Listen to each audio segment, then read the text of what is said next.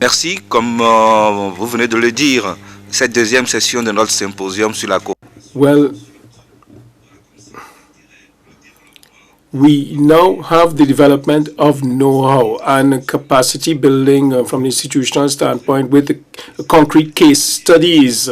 It's a matter of considering and highlighting situations, encouraging access of women and young people to employment through capacity building and creation of agricultural enterprises, and through developing their know-how and knowledge in agricultural production and in promoting agricultural entrepreneurship.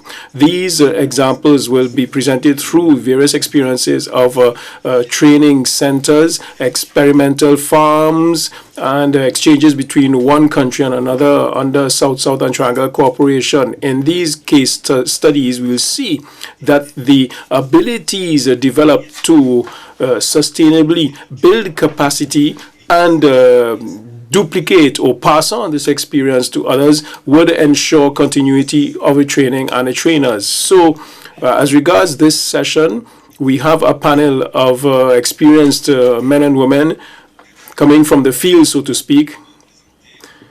Let me first of all introduce Dr. Godfrey Nzamujo, who is director of the Songhai Center for Excellence based in Porto Novo, Benin.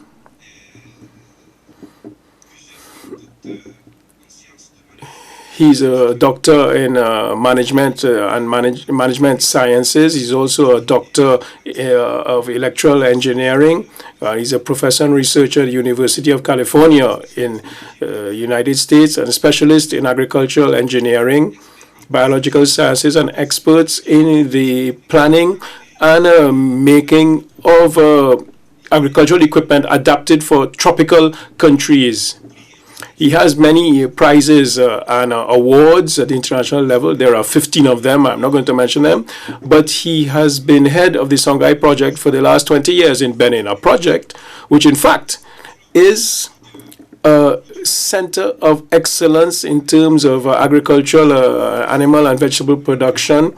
It encourages agricultural entrepreneurship. It's an applied research center in order to improve agricultural production and yields with a view to food security. He will explain to you the Songhai concept, which already exists in 15 countries. We have Mr. Antonio Raul. qui est là, Monsieur Antonio.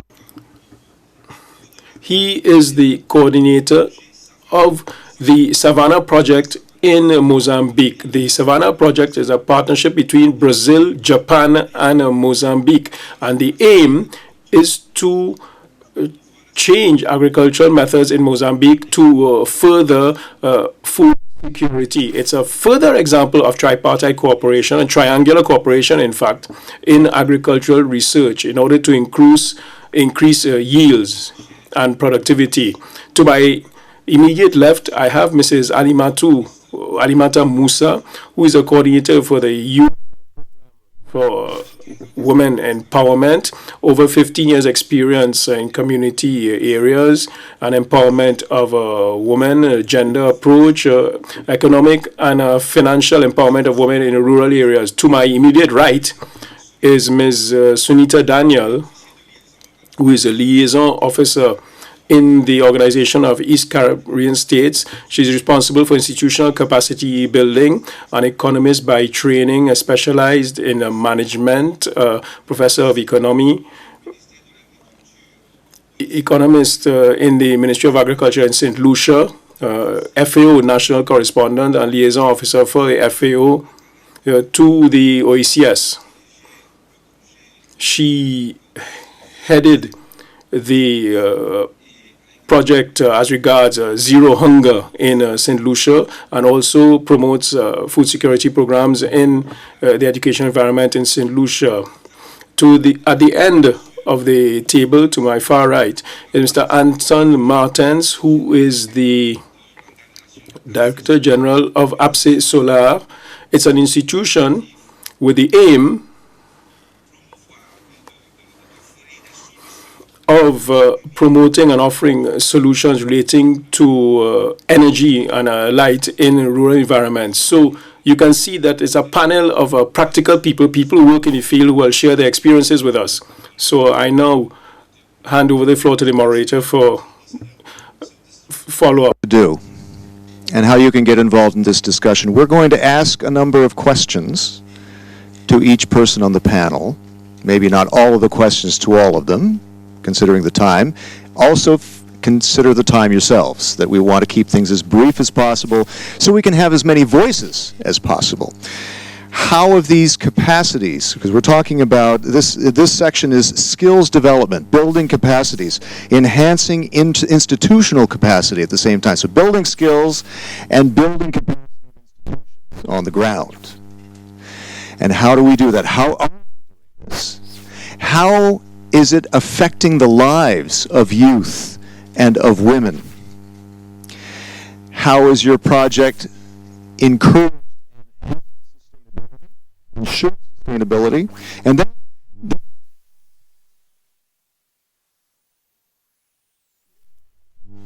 so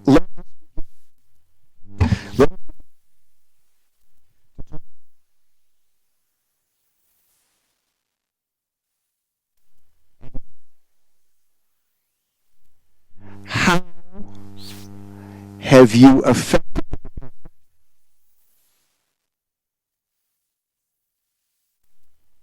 Thank you very much.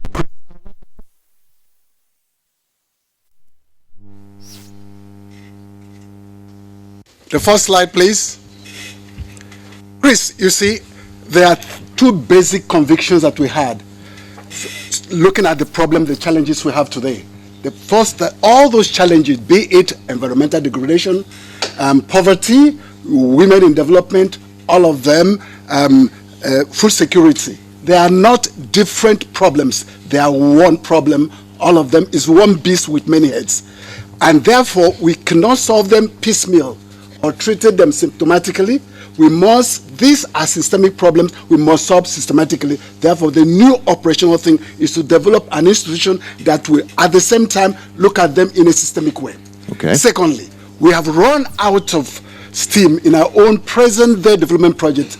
That is one of the reasons of the poverty. So we must break new grounds, develop new to push back the constraints and make sure we have better, rich playing ground to that really breed and development, breed better ways of doing it. So these are the two basic things that force us to do that one here. Next one. You see,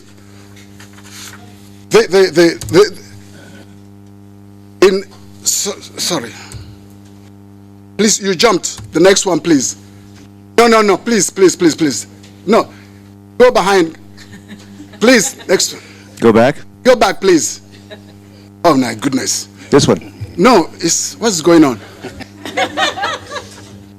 Please go back after the second slide, please.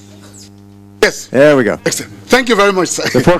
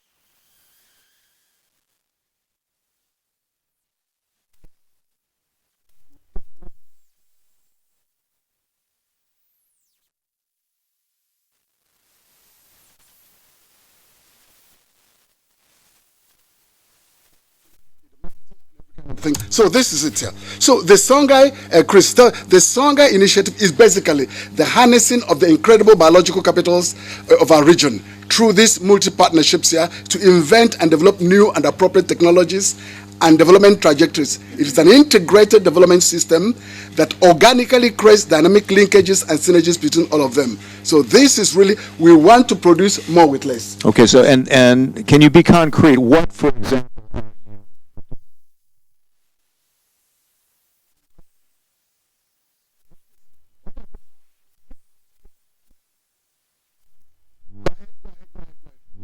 Next one. Next one. Yes. No, this is it now. So Crop it is the linkages Aquaculture. of crop production, life, no waste at all. The waste from one becomes an input in one. Not, we call it zero emission, nothing. And within that one, all the waste from the three sections, we build our own energy. Because energy in the rural areas is key to development. So this is how you're addressing Exactly how we're sustainability. addressing- Exactly. Yep. And Okay. now look at what is going on. All right. The next one, please. The next one. You see, from that one now, we are now, Chris, we are developing, we are forming 750 young entrepreneurs every year from 15 countries, including even Haiti. And we have increased productivity and quality. For example, tomatoes in that region used to produce between 8 and 10 tons per year, but now we are producing 35 to 50 tons per hectare 3 times a year. It becomes interesting for young people. They're making money. We have a long list of people who want to go now. The rice, for example, in the region, we've been importing from Asia today. We produce less than 1 ton per hectare once a year. Chris, now we are producing 5 to 7 tons per year. And 3 times again. This is really something that isn't. Next one, please. Next one. You see, this is the production that we're seeing now, and I'll be going to do it. Now, next one, please. Now, this is what is happening with all that. Please be going. This is what is going on all year round. We are producing. Next one.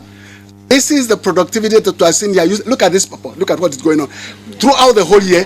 Look at what is going on. And these young people now, look at the pepper. The more pepper than the leaves. This is exactly what is going all integrated. That's hot stuff. Hot stuff. Look at that stuff. Look at the tomatoes. Using this new technology, look at what is going on. Next one. You see all the young people now. Look at the product. Look at the pride. Look at the color of the corn all year round. And these are the young people now. They're now going to the market. Yes. Okay, wait a minute. What about South-South cooperation? Can this be?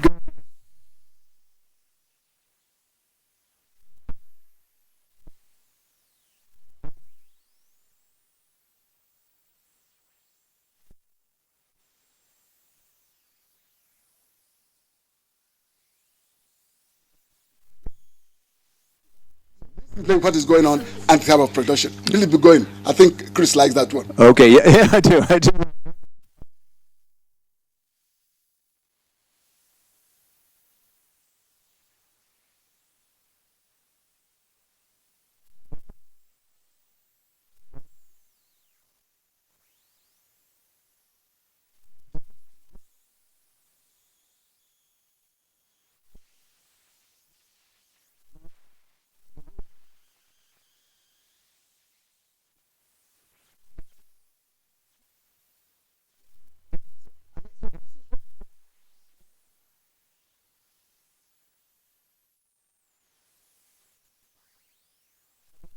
And that's what is going on. Is there anybody?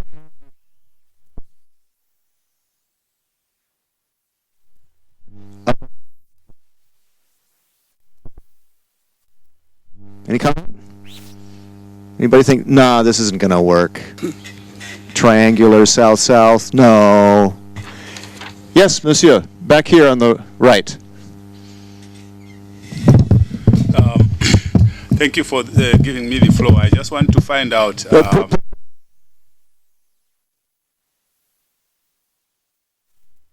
I'm Nesbet Samaso from the Embassy of Zimbabwe. Okay. I just want to find out from our presenter, after the impressive presentation, how they are dealing with the issue of food losses, for example, because these are perishables, and one wants to see how they are addressing that particular aspect, as well as the linkages with the market. Okay, Godfrey? Yes. And now this guy, if you go at the middle of the slide, because he's here, please go at the middle of the slide, because it is, okay, okay, back again, keep going back, please. Okay, good. Okay, you see, the Africa and the SCP has been exporting wealth, importing poverty. We are reversing it. So here, after production, you see that come down now, all those value tradition we have done.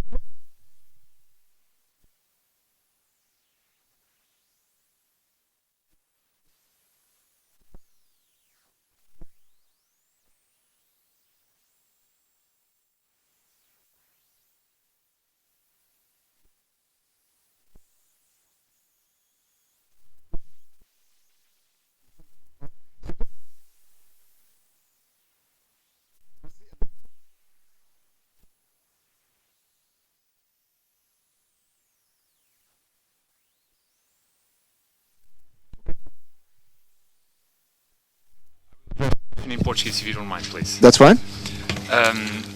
A questão que eu coloco é... My question is what is the access to the market? How do you get to the markets and how do you guarantee the prices for this crop production? We guarantee that price. Okay. Now, after training the people, we organize. See, most of the time, we don't want to give up. We have organized the farmers. We have everywhere in West Africa our own market that belongs to these farmers. Slow down, Godfrey. Slow down. So we have organized these farmers because we want them to be on the driver's seat, Chris, because they have been short-churned. So we have organized them everywhere. A network of all these farmers, one of the rest of Songhai, is to become service providers with the information of market, and we have skills everywhere. So we are developing market everything for this guy to be doing it here. So we have no product in our network is wasted because the market is very organized. Next one, you're going to see the marketing thing. Next one, you see this, all of them everywhere you see them, all the trucks meeting from the farmers. Okay, but is this getting a good stable price, a fair price for you? A good price because we are market.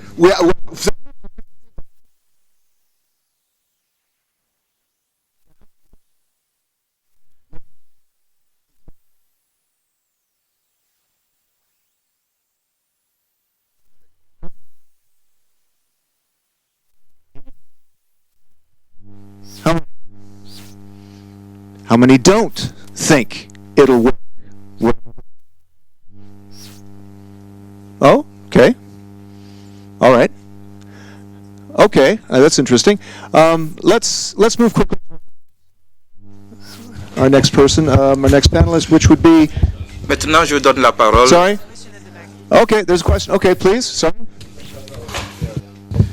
Yes, I'm the ambassador of Sierra Leone to the EU or to the kingdom here. Yes, Togo, Sierra Leone. My intervention is just a confirmation of what has been presented here.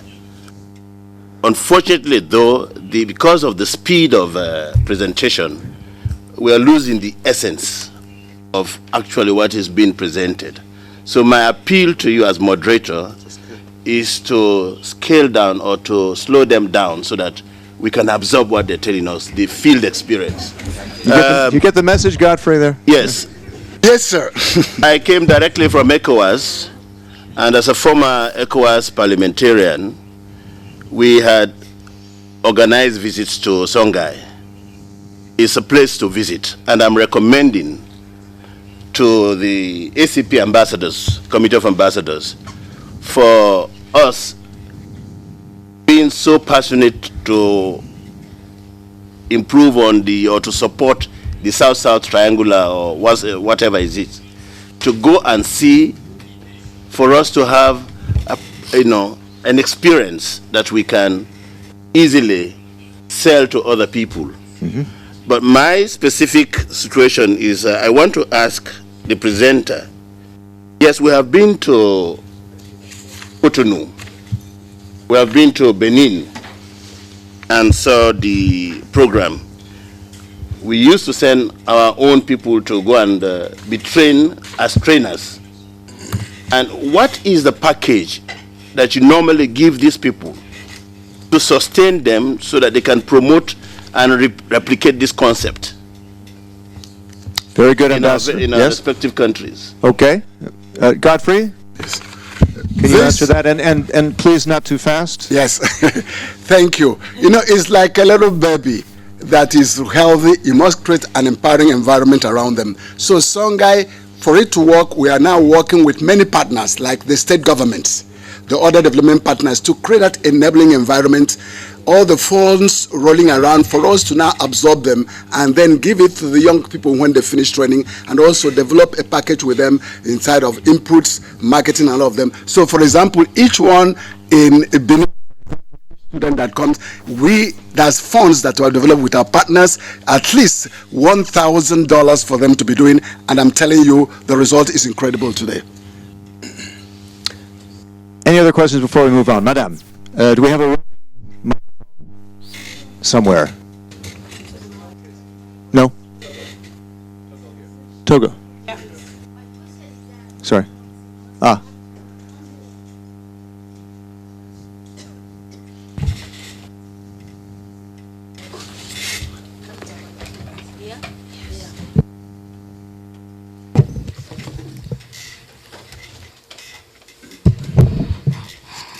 First, I thank you for your very interesting presentation. But I want to ask you a question. Market is not static. It's something which is changed. And you said you organize pharma and you have your market. I think this is for me theoretical more than practical. How can you judge the dynamicity of the market? Because the market cannot be only with certain commodities or certain production can be go like this. No. After a time, it's supposed to be changed. How this is managed? I'm not sure I got that. How do you deal with the market, in other words? Yes. Godfrey, any further?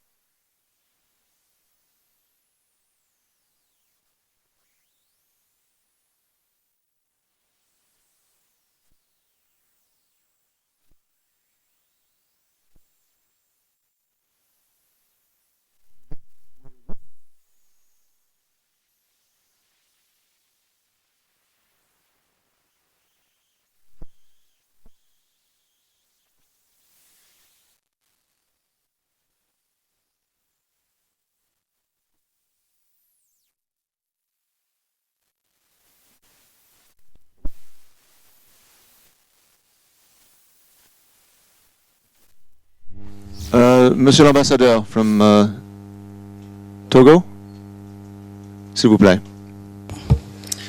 Je vous remercie. Je voudrais... Thank you. I'd like to thank the presenter first. My question is quite simple.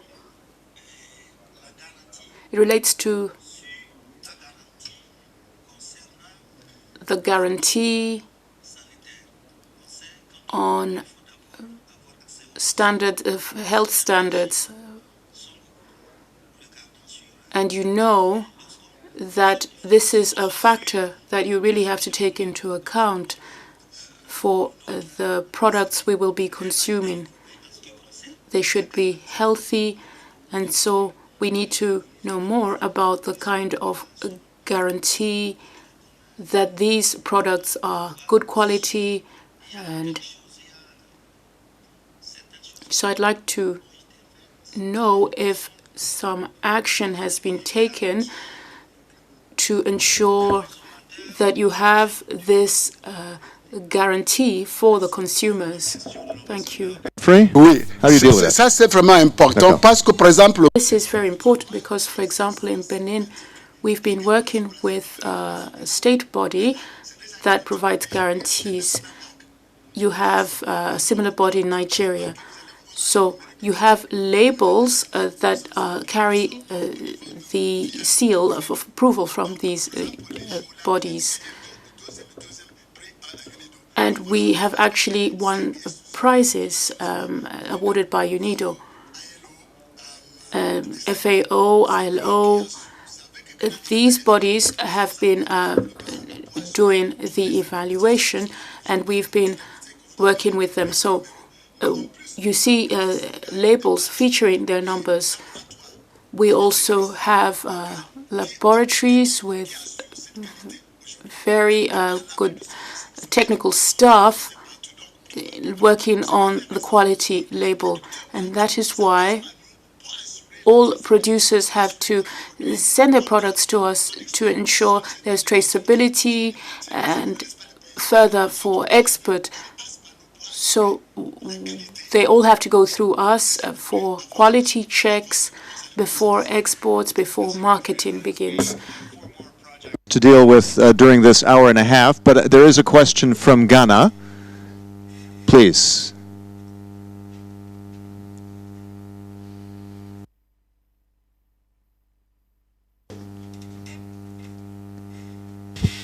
Thank you, Chair. Mine is not a question. It's actually to congratulate the presenter and to say that having been the immediate past ambassador of Ghana in Benin, I've had the opportunity to visit the farm and to confirm beyond all that he has said, because I think time has not done justice to what he should have presented. And, you know, the system itself is very integrated and self-sustaining. And for developing countries who are looking for appropriate technologies which would help us to attain our desire for, you know, eradicating all poverty in all its forms, I think this is a system that really would work very well in many developing countries. So it is just to confirm, and to confirm also the quality of the products and the fact that people in Benin swear by Songhai, and that people are always looking for the products, and they are very tasty, very rich, and probably I should be a consultant for them as I'm promoting him. So just to confirm, thank you very much, and congratulations once again. Thank you very much. Thank you. Let's move on to our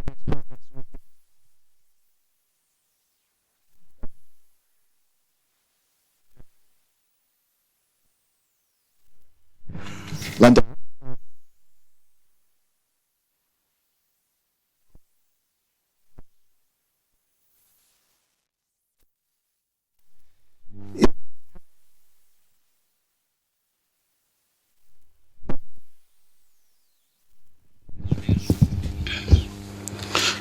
Muito obrigado.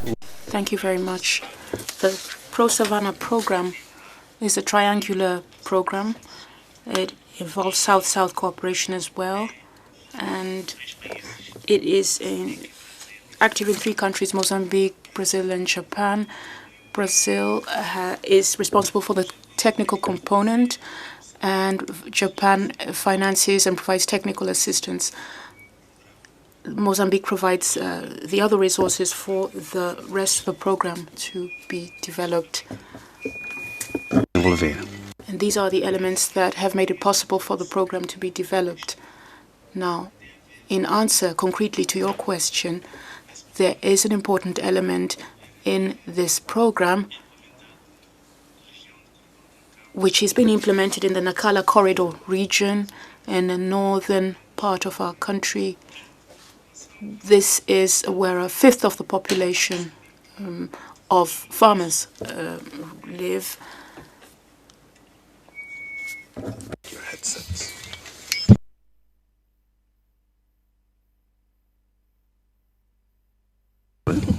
So,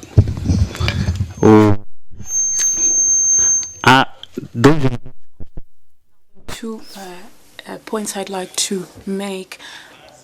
As a program based on evidence which was garnered in the many projects which were implemented in Mozambique, it is important to note that the producers in the Nacala Corridor region had to be involved. These are subsistence farmers, and they needed to understand that subsistence agriculture can also develop into a money-making venture and indeed can ensure survival of the farming families.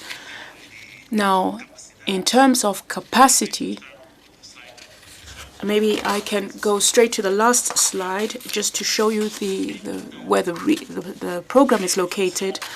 It is important to strengthen communication between producers, and there are issues we are considering.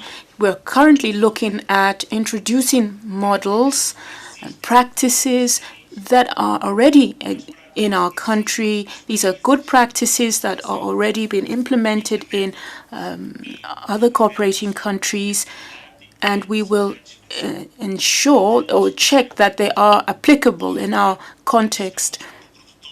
Also, to look at producers who want to band together and obtain credit to further their projects. We also want to look at how to further develop cooperatives, contracts which may ensure that producers can also secure funding to ensure greater yields, savings. We have some producers who are dealing with these situations. We also look at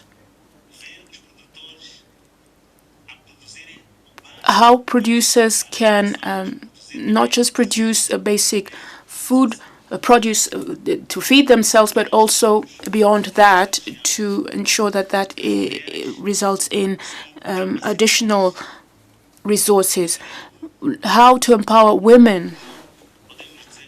We can say during the period outside of the agricultural season, we can use that downtime to target young women, youth and young women, and further their training on production methods, and look at what crops would be most viable, not just food security, but look at how we can best make use of time to further crop production. Now, looking at horticulture, here we look at how a producer can prepare his field, and normally he needs 45 days to produce seedlings, and he should not waste that time. So we have to have seedling producers who would then supply those who would further grow the crops. So we have to look at specialization and also how to market crops. There are some difficulties in access, but we also have to look at pricing. So, as the previous speaker said, all of these issues are related to the poverty cycle, and people need to understand that their production, their crops must go to market. Otherwise, there will be a holdup in the process, and as a result, they will not eat themselves. Also, looking at capacity building for small businesses is something that needs to be considered in agriculture. Just to add to what the previous speaker said, I must say that in the field, the producer, the smallholder, can only manage to produce about 30% of what he needs, but everything else is done outside of the field. So in order to complete the chain, you need to ensure that this is a fully flowing, smoothly flowing system or chain of production, and also how to use the downtime. How can they ensure that all their activities will further their sustainability, and how to ensure that they can contend with any shocks that they may experience in production. I wanted to show you the slide with a map that would show you exactly where we are located. We have 17 districts in that region, and we were experimenting with this model, and only 5 districts,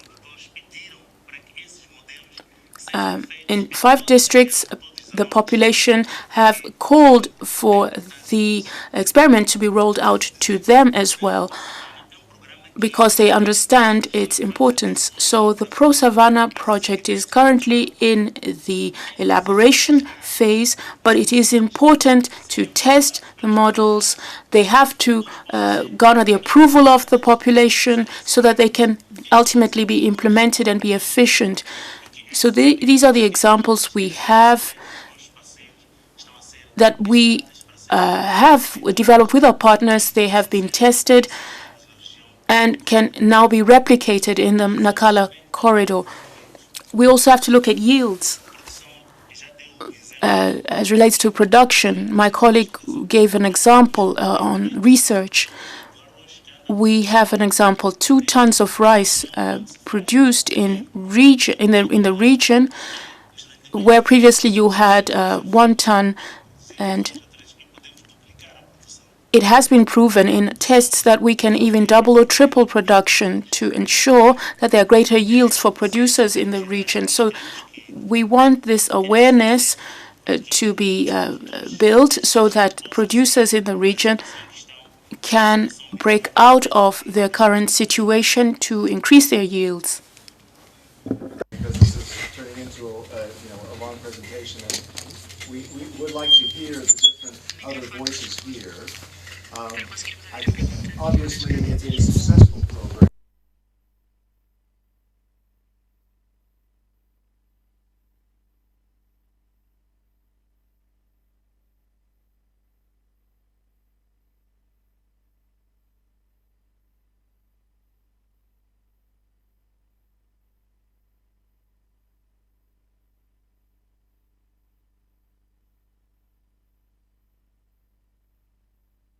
Sorry about that. I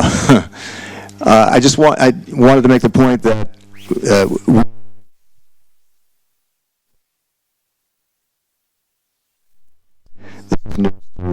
some of us, and for that reason,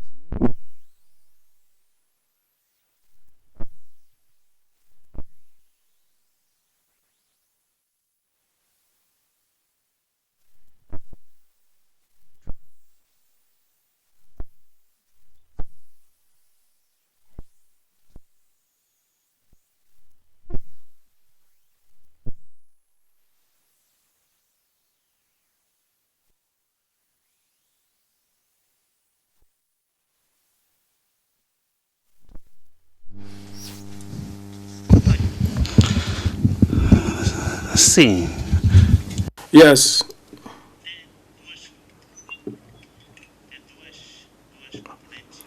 There are two important.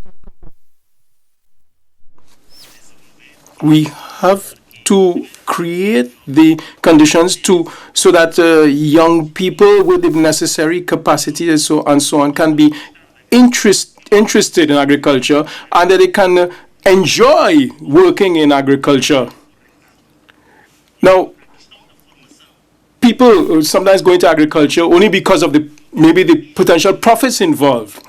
But you need to have a training program which would interest young people and make them enjoy working in agriculture. So, if you have 1 hectare producing 1 ton, you might have techniques to improve productivity, as I said. But they need not only to produce, but also to add value. So I think it's important in the value chain. A colleague said that producers need to be motivated if they are to produce more and extend that production. Producers also need to have other activities which would facilitate the management of his or her unit, his family. So I'm not only talking about agriculture. You need to obviously look at savings, etc. They need to have physical and human material assets. I also think that there are components dealing with training, literacy campaigns in our countries. The issue of savings and the issue of young people, as I pointed out. We also have a challenge to extend this to other producers. In other words, other producers need to have access to the technology. So that is why you need this cooperation between producers so that the techniques can be shared and extended. With other countries, South-South, and with Triangular as well, like with the European Commission.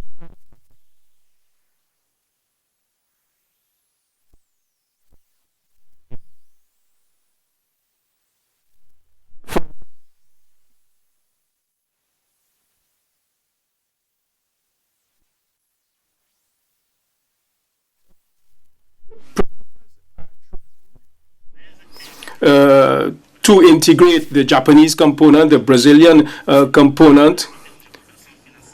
There's also financial cooperation. And we in Mozambique put our resources at their disposal, land, for example.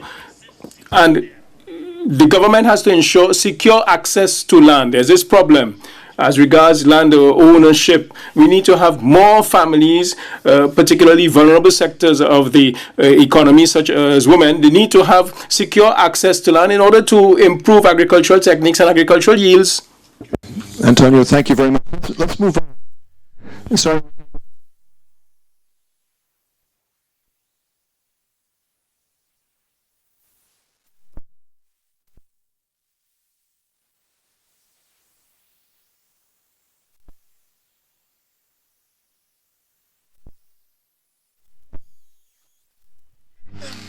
Halimatu, how are you?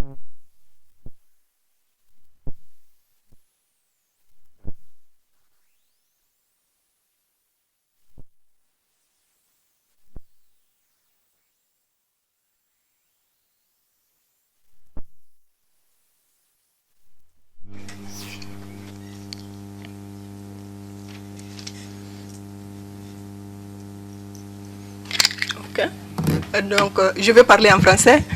Je vais expliquer. Let me state that it's a joint program between the FAO and IFAD and WFP and the UN Organization for Women in order to speed up empowerment of women in rural areas. So we have 4 agencies involved, and we have comparative advantages which we can pool together with our institutional strengths in order to help governments in terms of women empowerment and food security. It's a program which covers 7 countries, and let me speak about Niger's experience and what we have done in order to share our experience through several encounters organized in one country or another. The latest one was in Rome, in fact, so that the knowledge sharing amongst the 7 countries can take place and we can learn mutually from each other. Well, that's the video which you are now sharing with us. Yes, that is it. It shows how the work of the 4 agencies is brought together, and each agency has brought in something in terms of contribution in order to strengthen empowerment in rural areas. This means that there was prior agreement to implement this good practices identified by each agency. In this context, in similar context, good practices which can be pooled together in order to encourage empowerment. The agencies also agreed, fine, we can adopt the approach of the Dimitra Club in the FAO, which also a good practice, as a window which would allow you to get the expected change. So in working with the Dimitra clubs and then giving a voice to men and women in order to participate not only in defining the activities of the program, but also to participate in outlining the operational strategies of the program and also give feedback. Let me give you 2 examples. The program initially are intended to share knowledge in order to increase supply. During the discussions, people in the clubs showed that no, we don't want that kind of speculation relating to cereals. Millet, for example. Women said millet is more for cultivation by males because women don't have enough land. But for example, groundnuts can increase potentially our productivity. We also had the small income kits. Well, they said no, we want goats, we want cattle, in order to increase our income, because this type of component would not suit us. Through the Dimitra clubs as well, we are talking about creating a space, an area to build capacity not only in young women but also in their organizations. We agree that empowerment is a holistic notion. You can only have empowerment if there is strong female leadership. In other words, that if women have the ability, they have self-confidence, the ability to express themselves in public and do things in public. And all these things are looked at in the Dimitra Club using a telephone and radio. clubs contact each other, villages contact each other, and the knowledge acquired is therefore shared through community radios or through the telephone, in saying that, for example, there's a problem. We have analyzed it in this village. This is a solution we have found, and the other village can then learn from that experience. It makes it possible, therefore, to share experience. Many people here have said that it's not enough to have experience or knowledge. You have to be able to share them. And that sharing is done on a large scale. Another aspect which I'd like to touch on is this. How did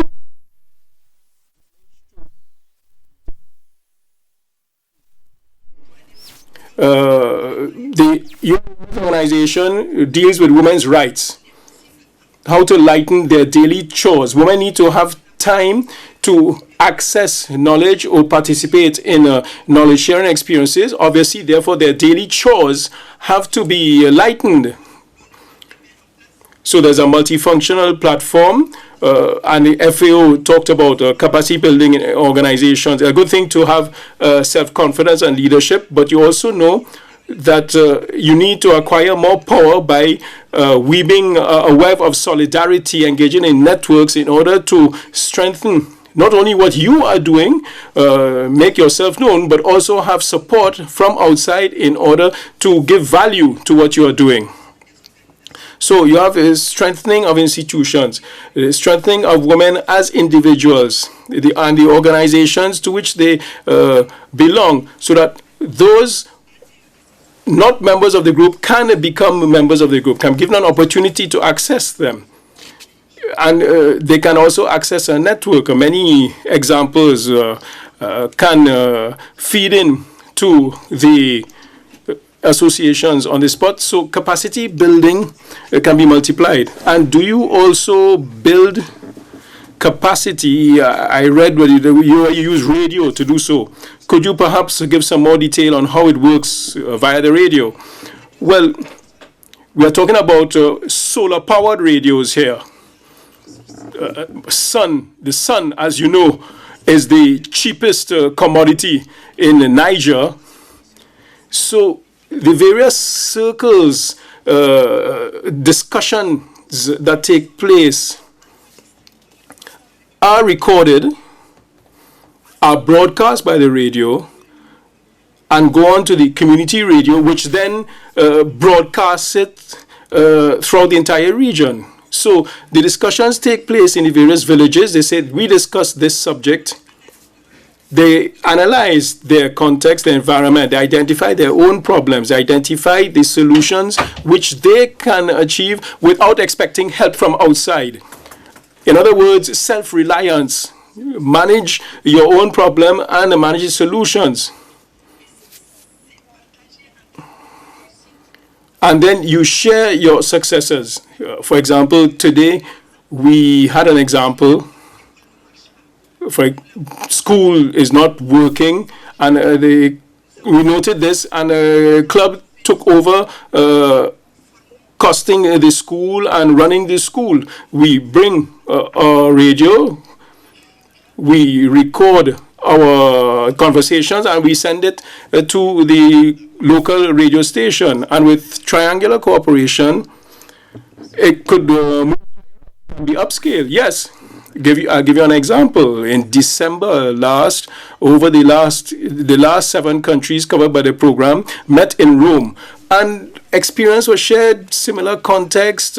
People say that, yes, in my area,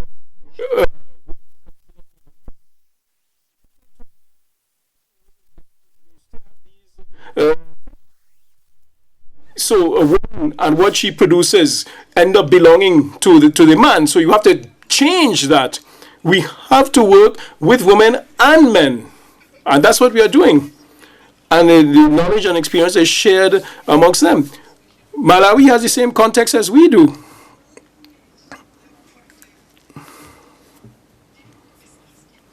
We are distant from each other, yes, but and we would have thought they live differently, but they have the same problems we do. Now we go on to Sunita Daniel. OECS, Institutional Capacity and Enabling Environment. Ms. Daniel, you're an economist by training.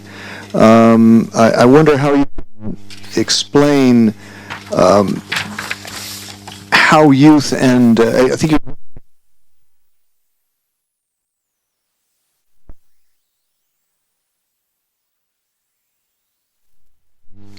Thank you. Good afternoon, everyone. Good morning.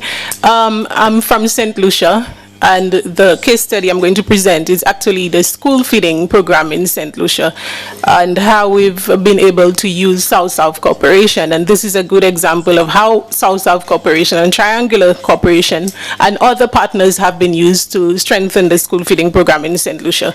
And what we had, the situation we had in St. Lucia was that we had many children going to school without any food. And even where we had children getting a meal, the only meal they had was the one at lunchtime. When we looked at the meal that was served at lunchtime, it was made up of 98% of imported foods.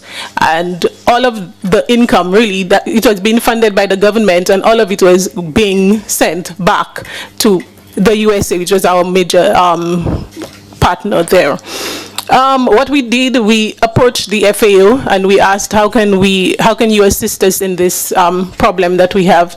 And the FAO contacted Brazil to assist us. And through the government of Brazil and the Brazilian cooperation, we were able to secure a study tour to Brazil to look at how the school feeding program operated there. Our reality was a bit different to Brazil, but we did get the key components from Brazil as to why it worked and how it could work in our own environment. And so we went back home and put together a governance structure, which was not there before. And because school feeding is within the remit of the Ministry of Education, we had to bring together the partners of education, health, agriculture, and social transformation. That was done at the very highest level, where the Prime Minister of the country came together with those ministers and they signed a cooperation agreement to ensure that that got done in St. Lucia.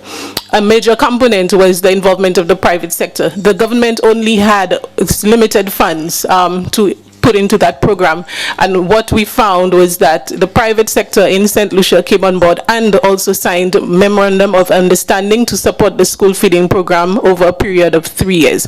So we had persons from the major electricity company who constructed kitchens and gave us all greenhouses and put in all the agricultural things that we needed. So we're talking about electricity company, the bank, the manufacturers, the major manufacturers in these countries. They came together and signed that cooperation to give support to the school feeding program. What we found, though, is that in trying to change the menu and what the children ate, we had to supply the food.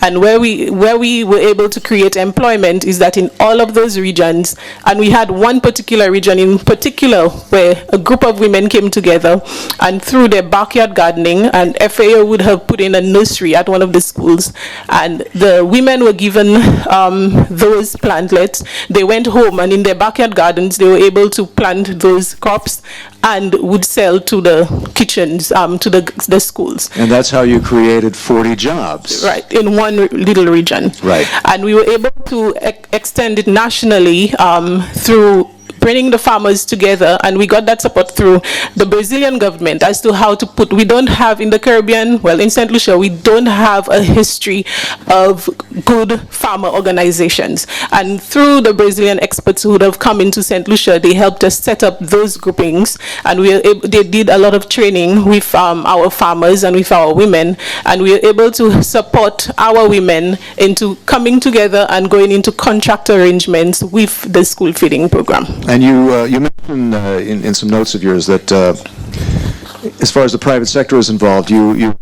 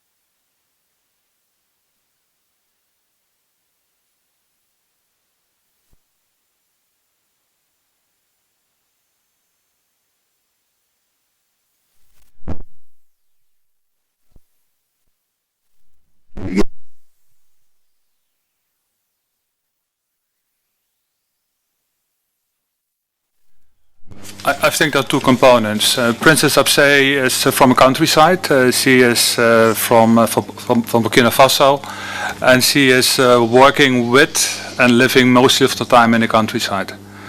What she's doing, what the drive is empowering youth and women. She has created a program called the Initiative Mama Light for Sustainable Energy. And what we do, we provide light to people in the countryside and energy, because we believe that light and energy is one of the key means to empower people. We are working also together with the multifunctional platforms from UNDP, and so we are rolling it out now in a number of countries.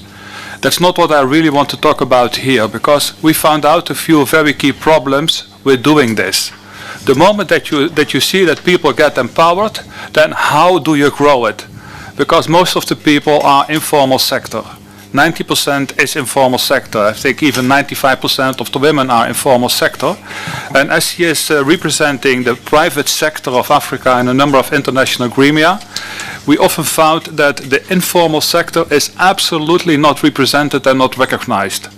So she organized in Addis Ababa at the Financing for Development a meeting, a side event about the informal sector, and that got a lot of sympathy from governments, from the international community.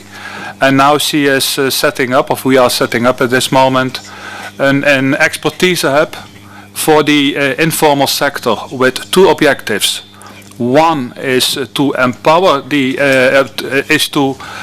empower them with lessons learned. Also, what I hear here, there are a lot of good things. But if you look at the international forum, it is just not known. A lot is very, very isolated. So we are creating that platform to share, and not share with people in the north, and then get it back, but share among equal. So apologies that I'm from the Netherlands, but all the others are in fact from the south. We really believe in South-South cooperation. It is contextual, what the Secretary General said. And the second is to bundle what we are doing and to present it, making the informal sector bankable, combine things, make them present on international meetings, make the local and the central governments aware. And their problem is also because when we talk in the West, of in the North, about the informal sector, for us the informal sector is very close to the mafia. It is the black economy. Where we are talking here in this environment about the informal sector, it are our brothers and sisters who don't even know that there is a law to pay tax, because they are hard-working, serious people. So back to the message, I'm here to tell you that together with a number of partners at this moment, including Ghana, including International Chamber of Commerce, we are talking with a number of big companies. We are setting up that platform. We think that it adds benefit for you. Most important, it will add benefit to the informal sector, to leverage them and to bring them at the end of the day from informal to formal to multinationals. Is there one question maybe that somebody would like to pose for Anton? Oui, madame. Please. Am I allowed to comment on the global discussion? Please. Yeah. Actually, I'm Marie Chantal Witonze. I'm the president of the African Diaspora Network in Europe. My comment is this. I think in this discussion, we missed the opportunity to highlight the role played by the diaspora in the skills development and capacity building. I think that in a discussion like this, we need also to emphasize the need for ACP countries to further develop knowledge on the diaspora skills. And we in the African Diaspora Network in Europe, we are building a database, diaspora skills database, where we want to inform countries of origin, our skills, and also support them, whether they need experts, whether they need exchanges of best practice. And I think that I would like to recommend a representative of countries that are here to further develop exchanges of experts, even at the regional level. But I think that diaspora can play a big role in this. Thank you. Thank you very much. Anton, would you like to come?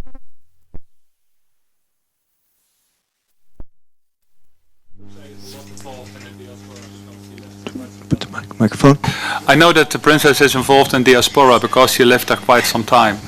And indeed, the diaspora, they are a source of they are a source of knowledge, a source of investment. And I think that one of the key problems they have is that the moment it goes back, or they go back, that the environment is not ready enough to do a lot of things. I was just talking about informal. Informal is not recognized. And that is why I think that combining those things and making sure that what they do gets to the formal sector. For instance, 90% of agriculture are working hard. The money goes to the multinationals. When you talk about agribusiness, agribusiness is outside of the countries where we're talking about here. The moment we manage to make informal formal means that we bring agribusiness to the local countries. That means that local countries are much more interesting for the diaspora to work together. A quick comment over here, please. Very quick comment. My name is Dagmar Schumacher. I'm the head of UN Women here in Brussels. I think we heard really great examples today of women's economic empowerment, youth empowerment. I want to draw your attention to a high-level panel that the UN Secretary General has launched for 2016, the high-level panel on women's economic empowerment. First time ever such a panel exists. And I think many of the lessons learned that we heard today can really inform the work of the panel, so I just want everybody to possibly advocate with the panel on your great experiences. Very good. Thank you, Dagmar. Monsieur Ambassador, could we have one last comment from you before we conclude? Thank you, moderator.